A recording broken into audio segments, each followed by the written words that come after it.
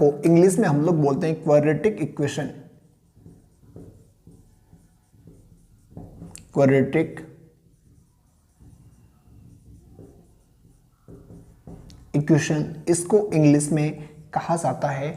अभी साथ में थोड़ा सा ये भी दिक्कत आती है कि सर हम क्वाड्रेटिक इक्वेशन किसको कहते हैं, तो क्वाड्रेटिक इक्वेशन के बारे में थोड़ा सा जानने का प्रयास करते हैं। जो क्वाड्रेटिक इक्वेशन होता है हमारा, क्वाड्रेटिक इक्वेशन होता है हमारा ax² plus bx plus c is equal to आपका क्या होता है, 0 होता है। इसे बोलते हैं हम लोग क्या, क्वाड्रेटिक इक्वेशन बोलते हैं। साथ ही में सर हमें ये पता कैसे चलेगा कि कौन आपका द्विघात समीकरण है और कौन आपका द्विघात समीकरण नहीं है। इसे समझने के लिए हम लोग ये जो आपकी x की पावर होती है, इस x की पावर को हम लोग ध्यान देते हैं कि आपकी अगर x की पावर आपकी 2 है तो वह क्या होगा, आपका द्विघात समीकरण होगा।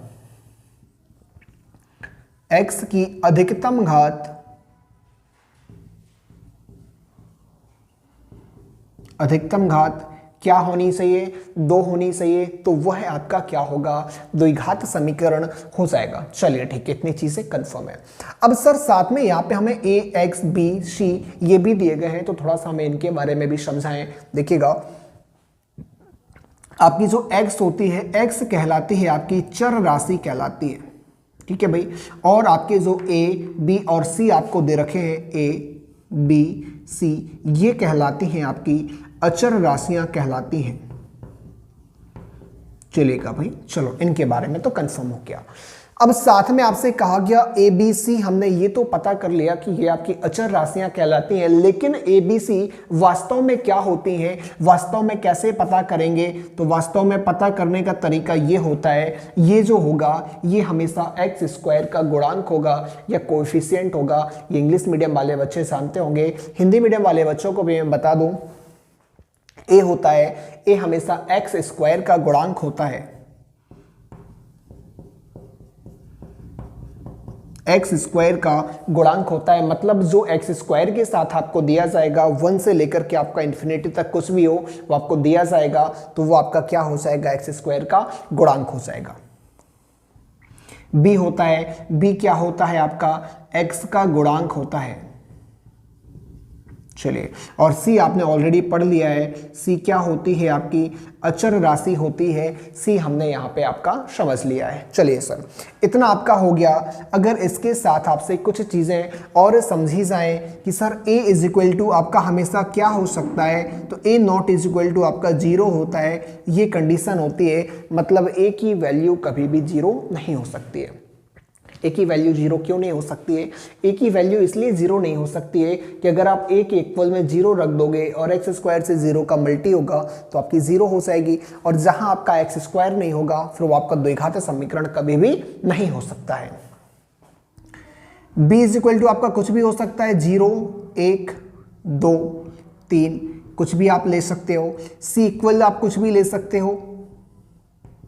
चलिए, इतनी सारी चीजें इनमें हो सकती हैं, तो इतना फटाफट आप लोग नोट करिएगा, फिर हम लोग थोड़ा सा आगे बढ़ते हैं। चलिए, क्या इतना आप लोगों का हो गया? ओके, चलिए, इतना करने के बाद आप लोगों ने कुछ चीजें पढ़ी होंगी। कुछ चीजें क्या पढ़ी होंगी, कुछ चीजें ये होंगी आपकी कि हमेशा आपने द्विघात समीकरण के कुछ मूल पढ़े रखे होंगे। कुछ मूल कैसे होते हैं समझने का प्रयास करिएगा। द्विघात समीकरण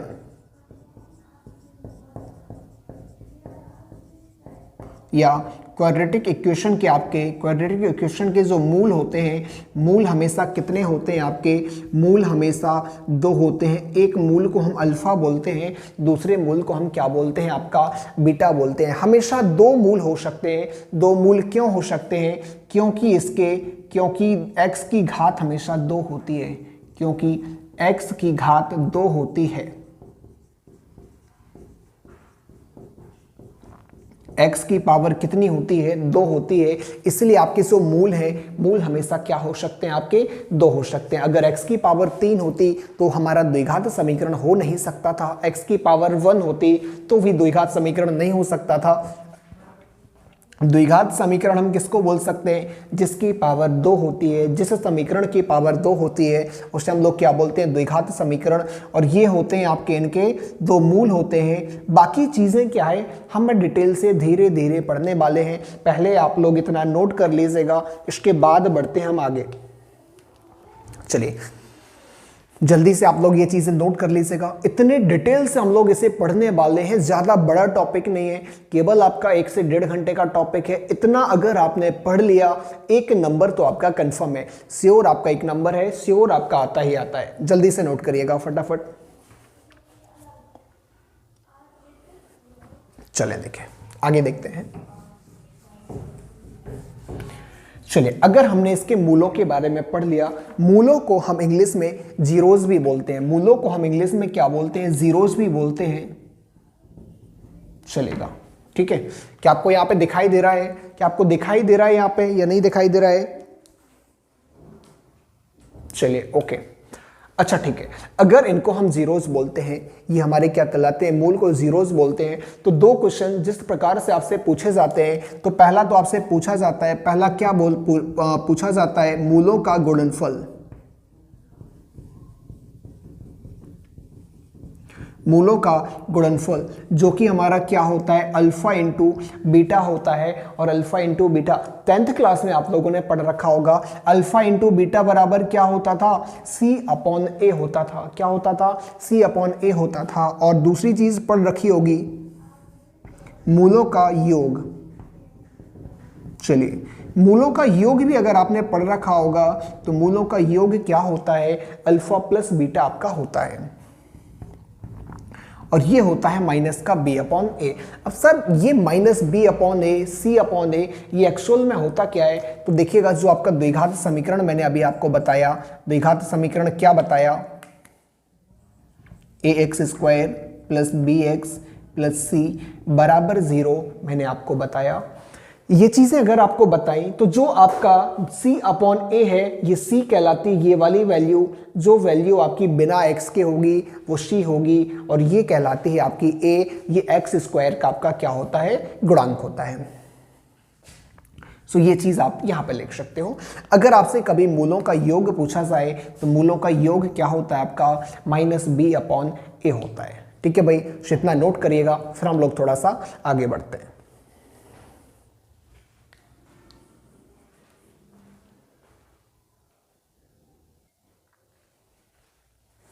चलिए इतना आप लोग का हो गया, इसके बाद हम लोग बढ़ते हैं आगे, समझते हैं चीजों को। चलिए हमने अभी तक ये जाना कि आपका द्विघात समीकरण कहते किसे हैं। द्विघात समीकरण में आपका जो ax² plus bx plus c बराबर 0 में आपका a, b, c और x होते क्या हैं, इन सभी चीजों को हमने जाना। अब इसके बाद हम लोग देखते हैं, देखिएगा कि आपका द्विघात समीकरण होते कौन कौन से हैं। द्विघात समीकरण होते कौन कौन से हैं, तो इन चीज़ों के बारे में आप थोड़ा सा जानने का प्रयास करिएगा। देखिए आप लोग कमेंट करके बताइए कौन से हैं आपके, कौन से नहीं हैं। पहला आपका 2x² plus 3x plus 6, 2x² plus 3x plus 6 equal 0। एक आप लोग लिख लीजिएगा 5x² प्लस 7 प्लस 7 इक्वल आपका 0 दे रखा है। और एक आपको दे रखा है तीसरे नंबर पे जो आपका दिया गया है 7x प्लस 2 इक्वल आपका 0 दे रखा है। तो बताइए इनमें से आपका द्विघात समीकरण कौन सा है और द्विघात समीकरण कौन सा नहीं है। फटाफट कमेंट करके बताइए किसे कहते हैं किसे नहीं कहते हैं।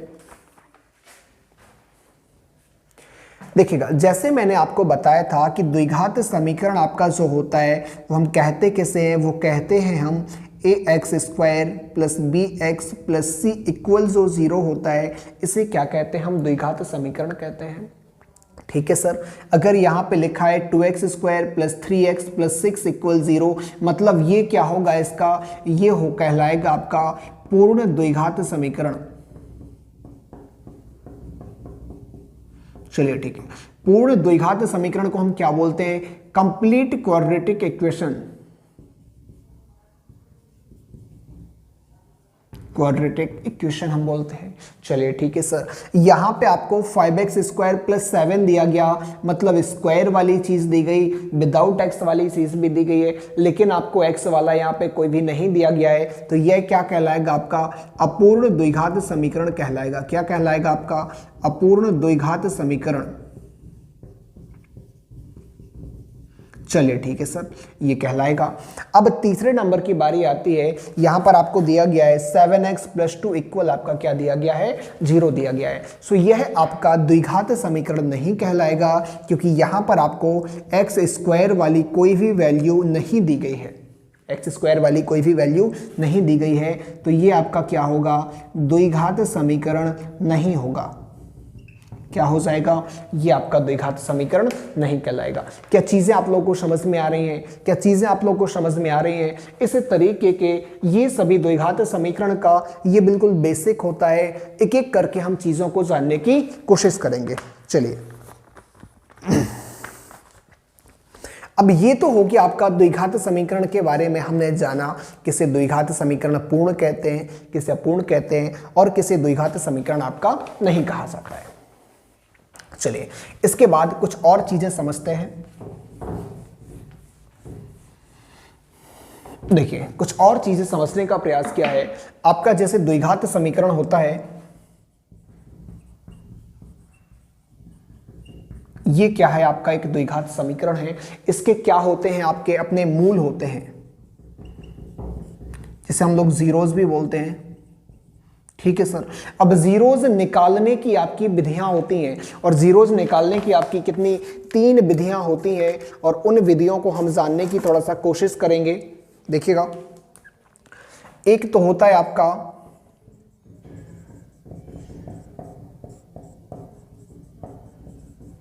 साधारण विधि होती है, जो सिंपली हम सभी लोग सॉल्व करते हैं आपका। एक दूसरा आपका होता है श्रीधराचार्य मेथड होता है, और एक तीसरा होता है आपका 3 खंड विधि आपकी कहलाती है। क्या होती है? 3 खंड विधि कहलाती है। 3 खंड विधि कहलाती है, और एक होती है आपकी श्रीधराचार्य सूत्र। श्रीधराचार्य सूत्र कहलाती है। सो चीजें हम लोग क्या है, तीनों मेथड हम लोग पढ़ने वाले हैं। तीनों मेथड को डिटेल से हम लोग एनालिसिस करने वाले हैं। ये साधारण विधि 3 खंड विधि आप लोगों ने नहीं पढ़ी होगी। श्रीधराचार्य मेथड भी आप लोगों ने 10वीं क्लास में पढ़ रखा है। उसके बाद आप लोगों ने चीज़ों पे वर्क करना बंद कर दिया है। सो यहाँ पे क्या है, हम तीनों चीज़ों को डिटेल से समझने वाले हैं। चलिए, तो हम लोग आते हैं अपने पहले क्वेश्चन की तरफ। और आपका जो पहला क्वेश्चन होगा, देखिएगा, आपका जो साधारण विधि होती है, इसे हम लोग एक नाम से और जानते हैं, आपका फैक्टर मेथड। फैक्टर मेथड चलेगा। इससे अगर हम लोग एक मेथड से और जानते हैं, फैक्टर मेथड से जानते हैं, तो चलिए हम लोग इसे क्या करते हैं, तीनों को सॉल्व करने की कोशिश करते हैं, समझने का प्रयास करिए। देखिए, अगर आपको एक क्वेश्चन दे दिया जाए, क्वेश्चन कौन सा आपका देखें, देखिएगा, पहला क्वेश्चन अगर आपको दे दिया जाए x square plus 7x plus क्या दिया जाए 12 इक्वल में आपको क्या दिया जाए 0 दिया जाए, और कहा जाए कि इसके हमें मूल्य निकाल करके बताइए, तो देखिए कितने आसान तरीके से आप निकाल सकते हो। पहला तो आप निकाल लो फैक्टर विधि। पहला क्या निकाल सकते हो आप मेथड 1 में, फैक्टर विधि या गुणनखंड विधि।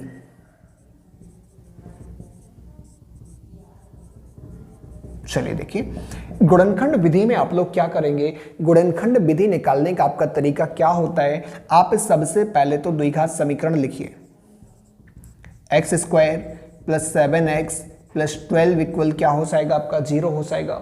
ओके सर, चीजें समझ में आ रही हैं, ठीक है। इसके बाद क्या करते हो कि a और c आपका जो होता है इनका मल्टीप्लाई करते हो। इसके यहाँ पे क्या दिख रहा है आपको, 1 दिखाई दे रहा, इस 1 का 12 में मल्टीप्लाई करोगे, 12 में बन सा क्या होगा आपका 12 होगा, ठीक है सर। अब इसे 12 को इस प्रकार 2 भागों में तोड़िए, जोड़े घटाने पर आपका कितना आना चाहिए, आपका 7 आना चाहिए। तो सर कितना होता है आपका, कितना होता है आपका, ये 4 3 12 होता है, मतलब 4 और 3 मल्टीप्लाई करोगे तो 12 मिल जाएगा, दोनों का प्लस करोगे तो कितना मिल जाएगा आपको 7 मिल जाएगा। ठीक है सर, आगे सॉल्व करते हैं। X square plus 7x sorry ये कितना हो जाएगा आपका 4x हो जाएगा, 3x प्लस 12 इक्वल आपका 0 हो जाएगा। यहां पर अगर आप देखोगे तो क्या कॉमन दिख रहा है दोनों में, x कॉमन दिखाई, इधर अंदर कितना बचेगा x प्लस 4, यहां कॉमन क्या दिख रहा है आपका 3, अंदर कितना बचेगा x प्लस 4, x प्लस 4 फिर से कॉमन आ रहा है, ये हो जाएगा आपका x प्लस 3 और इक्वल में आपका 3 चल रहा था आपका, इक्वल 0 आपका चल ही रहा था, एक बार इसके इक्वल में 0, एक बार इसके इक्वल में 0, x प्लस 4 इक्वल 0, तो x बराबर कितना आ गया माइनस का 4 आ गया। चलिए ठीक है, एक बार इसके में देख लीजिएगा x प्लस 3 इक्वल 0 और ये कितना हो जाएगा x इक्वल माइनस 3 हो जाएगा। और ये जो दो मूल आपके निकल करके आए हैं, x की वैल्यूज जो निकल करके आई हैं, ये कहलाती हैं क्या, द्विघात समीकरण के मूल कहलाते हैं। आई होप चीजें आप लोगों को समझ में आ रही होंगी। कुछ नहीं करना था, दो आपका जैसे निकल करके आ गया, एक माइनस वाला आ रहा है, यहाँ पे भी आपका माइनस वाला आ रहा है। सो ये मेथड तो हो गया आपका गुणनखंड विधि आपकी कहलाती है, इसे आप आसान तरीके से सॉल्व कर सकते हैं। चलिए इसके बाद आपका एक होता है श्रीधराचार्य सूत्र, आपका मेथड होता है मेथड 2, समझ लीजिएगा, देखिएगा श्रीधराचार्य मेथड आपका जो होता है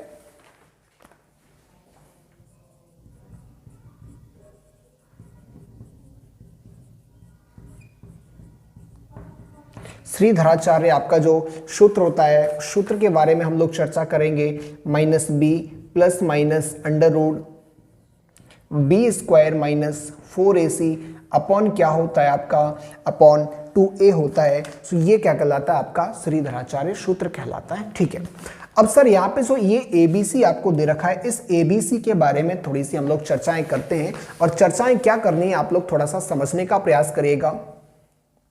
हम लोगों ने एक द्विघात समीकरण पढ़ा था, द्विघात समीकरण क्या पढ़ा था,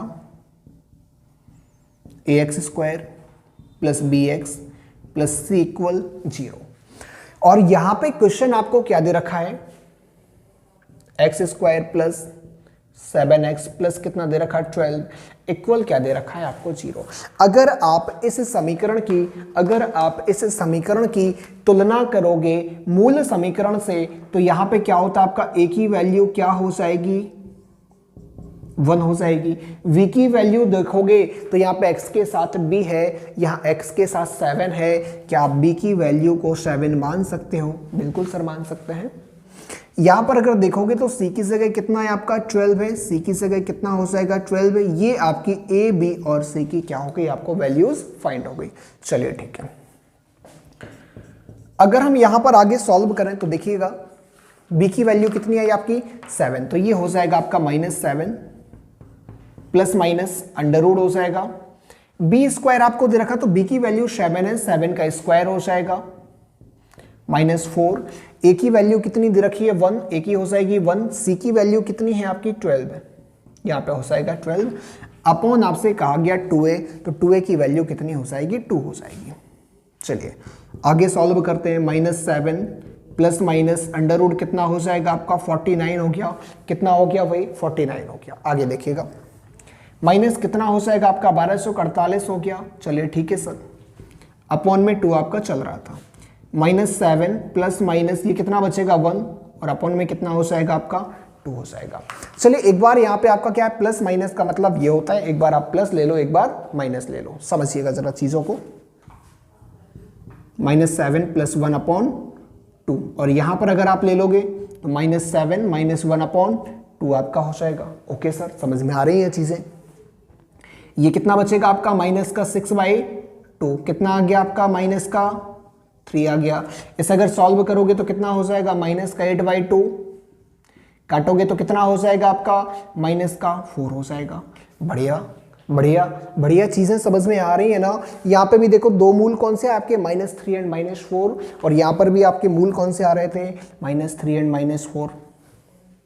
भाई कर सकते हो ना, इतनी आसान तरीके से चीजें हम लोग क्या कर सकते हैं सॉल्व कर सकते हैं। क्या आप लोगों को गुणनखंड विधि समझ में आई? क्या आप लोगों को श्रीधराचार्य सूत्र समझ में आया? क्या आप लोग अब आसानी से मूल निकाल सकते हो? बिल्कुल सर। इतनी आसान तरीके से हम चीज़ों को क्या है सॉल्व कर सकते थे। अब आपका बचा है एक तीसरा मेथड। तीसरा मेथड आपका जो है, तीसरा मेथड कौन सा बचा हुआ है आपका?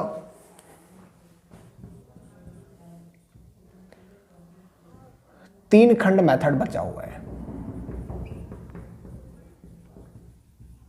या इसी को हम लोग 3 स्टेप मेथड कहते हैं। केवल 3 लाइन आपको करनी है, आपके मूल आपके पास हो जाएंगे। बहुत ही आसान सा मेथड है, लेकिन वो आसान सा मेथड हम लोग करेंगे आपके नेक्स्ट वीडियो में। कि आप लोग को इतनी सारी चीज़ें पसंद आई हैं, कि आप लोगों को इतनी सारी चीज़ें समझ में आई हैं? अगर समझ में आई हैं तो मुझे कमेंट करके ज़रूर बताइएगा।